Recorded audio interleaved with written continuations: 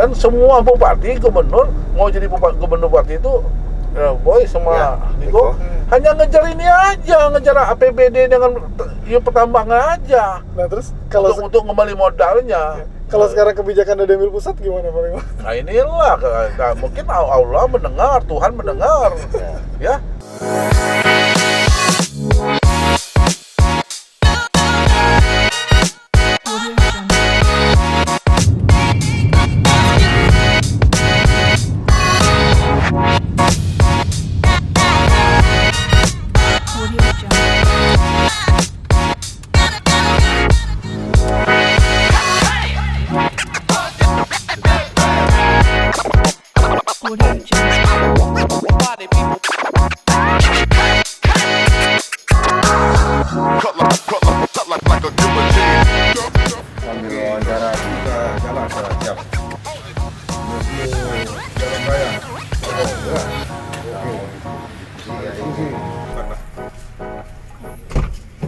Pagi Pak Lima. Yo, Assalamualaikum. Baik. Kuning, Mas. Kacamata lu, ini dia. Sehat Pak Lima? Sehat, alhamdulillah. Zaman Ya. Teman-teman, kita hari ini ada tamu spesial. Tamu spesial kita adalah Bapak Hidayat Arsani yang biasa disebut oleh masyarakat Bangka Belitung dikenal dengan nama julukan Panglima. Panglima ini adalah salah satu tokoh di Bangka Belitung yang ya bukan hanya Bangka Belitung, sudah nasional karena banyak kiprahnya untuk pembangunan di Bangka Belitung dan keluar Bangka Belitung. Ya. Satu pertanyaan Pak Lima. Gimana? Dulu pernah hidup susah nggak sih Pak Lima? Ya, proses hidup itu biasa aja, orang sukses itu biasanya penderitaannya lebih berat di masa-masa kecilnya, ya. Ya cukup susah lah hidup ini ya. Kita kelas 3 SD itu kita sudah berjualan, udah. Kelas SMP itu kita sudah ngaspal jalan kan. Ya. Di mana kita dilahirkan di tempat yang gersang, bukan di karpet kan, di rumput ya. Mana kita dilahirkan tanpa bapak dan tanpa ibu kan ya. Nah, dia sekolah oleh Pak Arsani dan Pak Ibu Muhaya ya sebagai ibu kita ya. Dengan ibu kandung kita sampai hari ini pun kita, ibu kandung dan bapak kandung sampai hari ini pun kita tidak ketemu entah di mana mereka berada kan ya. Ya itu masa lalu itu masa yang sangat pedih, tapi itulah penderitaan hidup kita. Alhamdulillah kita pada hari ini kita bisa bersyukur pada Allah, kita diberi semuanya kepadanya dalam keadaan sehat walafiat. Ya. Pertama kali masuk ke dunia bisnis tuh emang nama langsung melejit tuh di bidang pertambangan timah ya Pak? Tidak. Oh tidak. Kita ini mulai bisnis itu dari kelas 3 SD kita sudah terdidik ya. Kita memang sekolah kita hanya tamat SLA aja, semi negeri ya. Karena kita tidak mampu untuk melanjutkan ke perguruan tinggi waktu itu ya, karena faktor ekonomi. Nah, saya sukses itu bukan dari pertambangan ya. Sukses itu adalah kita mulai sukses itu dari usaha bisnis kita seperti bisnis perdagangan ya, pelayaran ya. Nah, di dalam proses sukses itu ada masa naik turun, ya, nah ada bangkrut ya, ada naik. Nah waktu kita bangkrut itu sebenarnya bukan suatu kita harus patah hati, harus semangat, tapi disitulah Allah menguji kita masih kuat mental kita tidak, karena ketika kita bangkrut tidak ada teman siapapun kecuali sahabat sejati ya. Jadi orang tuh kalau kita bangkrut Boy ya, itu teman-teman itu tidak dari 10 itu paling 2-3 yang sisanya yang masih teman ini ya, teman kita, yang lain itu tidak. Kalau hidup susah ya, kalau jatuh. Karena kita udah itulah budaya kita ya. Budaya kita ini kalau kita lagi hebat, lagi punya jabatan, siapapun datang. Tapi ketika kita tidak punya jabatan lagi dan kita dikatakan miskin, di teman itu adalah bisa terhitung dengan jari. Nah, maka sampai hari ini saya selalu menggunakan jas merah.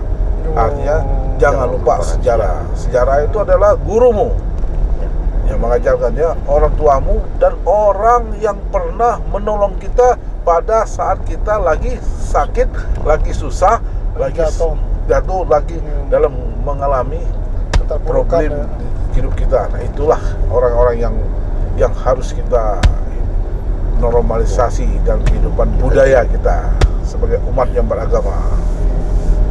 Lalu kemudian masuk ke pertambangan, sampai dikenal sebagai Godfather. Masuk ke pertambangan, ya. Pertambangan ini saya sudah berhenti, Pak Boy, ya.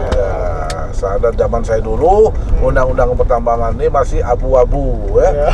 Ya, antara Menteri Perdagangan dan Menteri Pertambangan, Industrian ini, ya, zaman era itu masih sinkron, ya. Jadi di situ setelah mencetuskan ekspor timah ini adalah kita dulu kita kan dimonopoli oleh PT Timah kan. Nah, setelah ada era swasta ini kita menghadap menteri agar diperdayakanlah swasta ini bisa mengekspor sendiri. Kalau dulu kan nggak bisa kan. Ya. Kalau kondisi sekarang Pak Lima melihat kondisi pertimahan kita ini seperti apa kalau dalam kondisi pertimahan di Bangka Belitung ini? Saya dengar ya bahwa undang-undang sudah diambil alih oleh pusat, ya. Benar nggak? 2020. Benar nggak? Betul. Ya. Kebijakannya. Kenapa diambil oleh pusat? Mungkin ini krisis kepercayaan terhadap pemerintah daerah, yang mana disinyalir bahwa satu bisa menghambat, kedua diduga pembayaran UP itu sangat mahal sekali. Ketiga, bahwa peranan PT Timah tidak bisa ditinggalkan. Nah, sekarang ini kenapa ambil pusat? Mungkin PT Timah merasa dia punya KP lebih besar, tapi yang swasta kecil, tapi yang swastanya lebih besar ekspornya daripada PT Timah. Namanya tidak ada keseimbangan. Nah, diduga oleh PT Timah yang ekspor ini adalah berada di KP Timah. Ngambil barangnya dari PT Timah. Ini diduganya. Nah, PT Timah sendiri lalai karena tidak menjaga sekian ribu asetnya, tidak dijaga ketat. Nah, jadi tidak bisa mengatakan bahwa penambang kita liar ini adalah mencuri apa tidak. Kalau dia merasa punya timah KP-nya, dijaga ketat, pengawas ketat, jadi tidak membingungkan pihak kepolisian, pihak Polda, macam itu. Dengan adanya undang-undang baru ini, artinya izinnya online kan ya. Ya, mana yang KP-KP yang sudah tidak berfungsi, yang sudah habis kan tidak boleh diperpanjang lagi, saya dengar enggak? Harus melalui sana ya. Nah, lebih panjang. Kalau seandainya ini ditertibkan antara pemerintah pusat dengan pemerintah daerah, ya kita cek. Nah, kalau saya menduga RKB ini adalah, dugaan saya adalah banyak kepalsuan. RKB yang keluar saat ini. Iya, saat ini. Benar nggak? Ini kalau Polda, Kepolisian Republik Indonesia melalui Polda Bangka Belitung, kalau dia jernih, dia tegas, bukan menyala smelternya, bukan menyala penambangnya. Supplier Indonesia dengan S ini bisa dikatakan memberi keterangan palsu. Karena lembaga survei ini kan katanya kan ada Sukovindo dan Survei Indonesia. Ini bisa dikatakan memberi keterangan palsu. Apa benar di KP itu hasil timah sekian ton, sekian adalah ya hasilnya, asal usul barangnya, apakah benar? Ini kan ada rekayasa. Dugaan saya kan, bukan saya mendudukan, rekayasa. Ya, bagaimana? Benar nggak? Karena pejabat dari SDM pejabat provinsi Bangka Belitung juga tidak mampu untuk ke lapangan mengecek kebenaran ini. Artinya sektor pengawasannya sangat lemah, Bu. Sektor pengawasan agak lemah. Lemahnya artinya bukan menyalahkan dari pihak Polda tidak di lapangan, dari SDM provinsinya yang lemahnya. Benar nggak? Karena semua dapur IUP itu kan adalah di SDM ya. Nah, kita kan tahu kualitas SDM provinsi Bangka Belitung sampai di mana kan ya. Benar nggak? Siapa yang punya pelurunya, punya lebih banyak ya, menurut teman-teman ini bukan kita menuduh ya dikeluarkan, tapi di lapangan faktanya beda. Nah ini yang menarik nih Bang. Panglima kan pernah juga menjabat nih, menorehkan sejarah sebagai wakil gubernur Provinsi Kepulauan Bangka Belitung. Nah, apa tuh yang menarik dan kebijakan apa yang paling mau soroti istilahnya? Ya, waktu saya jadi wakil gubernur, kita minta si A untuk menjadi kepala dinas pertambangan yang betul-betul potensinya ada, ilmunya ada. Nah, akan tetapi ada dicampuri politis, artinya ada juga dicampuri dengan setoran. Nah, kadang-kadang ada pejabat di Bangka Belitung ini yang pintar hebat tapi tidak punya duit. Nah, kapasitas saya sebagai wakil gubernur banyak selisih paham dengan gubernur kemarin. Nah, kita mengangkat pegawai bukan berdasarkan duit, bukan berdasarkan setoran, berdasarkan potensinya, kemampuan dia. Itu artinya sesuai dengan pangkatnya, kemampuan dia dan dia.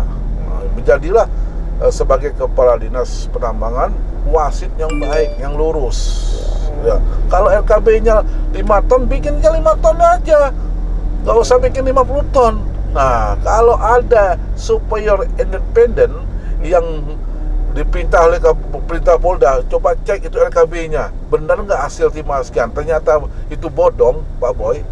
Ya itu siap-siap itu superior Indonesia ini tangan dua jadi satu, tangan dua aja satu. Dalang ini dia, dalangnya ini dia kalau untuk dulu. Dan PT Timah tidak bisa kita katakan masyarakat minta tutup tuh nggak bisa. Yang salah itu bukan PT Timah, oknum-oknumnya. PT Timah harus kuat. Ini adalah aset Bangka Belitung, enggak. Maka dirut PT Timah harus berpengalaman.